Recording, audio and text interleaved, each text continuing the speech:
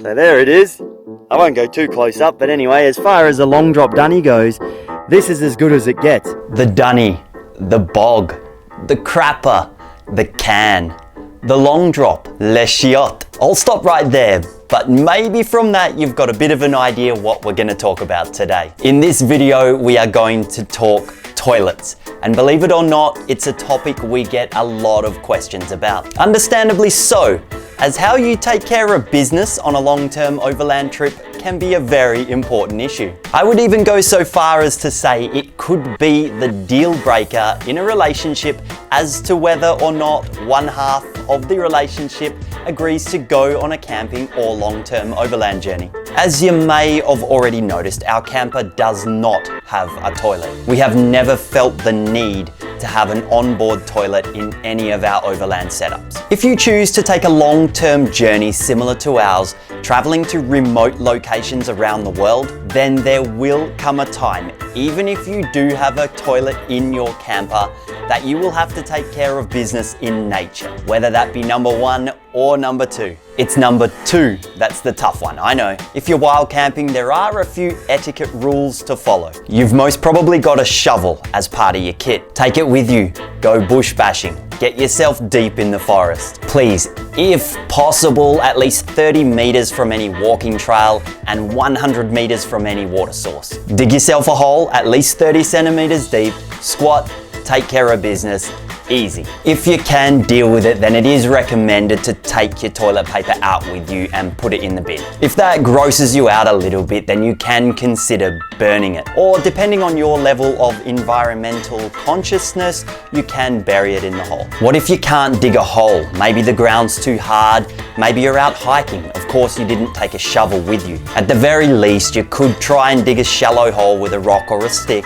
In this case, most definitely take your paper with you or burn it. Coming across an area when you're out in nature that's been used as a toilet with toilet paper all over the ground is disgusting and unnecessary. Whilst we're out in the bush, let's talk squatting. This is going to be a big deal to some people, and I'm certain there are people watching this video that have never in their life used a squatter toilet. If you've traveled in Asian countries, then you've most probably come across them, and they are perfectly normal. Alright, you've come across a squatter toilet, or you're in the bush squatting over your hole. Job done, now it's time to stand up. Laugh if you want, I would as well, but this can be a big deal to some people. In many countries, squatting is a perfectly normal way to relax, chat to friends, take coffee, etc. If you're like me with bad knees, or even just not used to being in a squatting position for an extended period, then using a squatter toilet can be a bloody challenge, and I'm not joking. In many countries, chairs are not common, with squatting for toilets, sitting on the floor to eat and entertain being absolutely normal. So back to the dunny in the bush. When choosing my location, I'll get strategic. I'll try to dig my hole where I can lean my back against a tree or a rock for support. You're laughing now, and I would be too, but I challenge you to get up off the couch,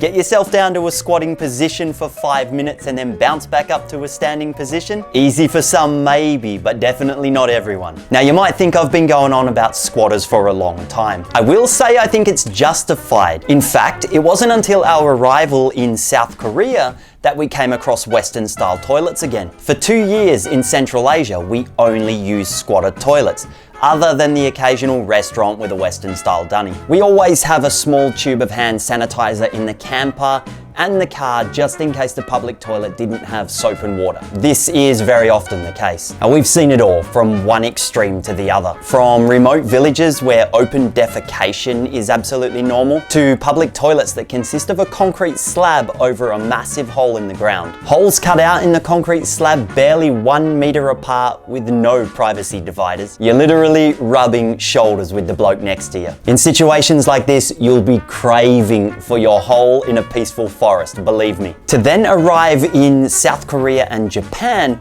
where not only have we been on the same roll of dunny paper the entire year with all the public toilets fully stocked, more often than not, you've even got a heated toilet seat to keep those bum cheeks warm in the colder months. It's always a good idea to take your own toilet paper. Don't ever expect these Outback Dunnies to be fully stocked. I want to point out something else that you may or may not have come across. Not all countries flush the toilet paper. In fact, it's very common to come across a toilet where you're not supposed to flush the toilet paper. This is because the diameter of the sewage pipes in some countries is a lot smaller. Toilet paper being flushed will quickly block the dunny. You don't want to be the one that blocks it, so please take note. If there's a large bin next to the toilet full of toilet paper, then that's what it's for. I mentioned earlier we do not have a toilet in our camper. Would we ever consider getting one? Not if we can avoid it. We've never missed not having a toilet in our setup, and I can't imagine that we ever will. In saying that, we do have a dedicated pee bottle for emergency use. I will advise whatever you choose to use in this situation to have a wide opening and be watertight for obvious reasons. Now, I am aware that in some countries, entry to national parks, etc., does require you to have a completely self-contained camper with a toilet included. We'll deal with that situation should we encounter it when the time comes. Carrying an onboard toilet takes up a lot of storage space, and I've never liked the idea of having to find places to empty them all the time. In fact, we've met people that half the time they are digging a hole in the bush and emptying their toilet in the bush anyway. Alright, I reckon I've talked about dunnies just about enough for everybody. Thanks heaps for watching the video. I know it probably is not the nicest of subjects, but it's something that definitely needs to be talked about and thought about if you are planning a long-term journey. Cheers and catch you next time. We'll talk about something nicer.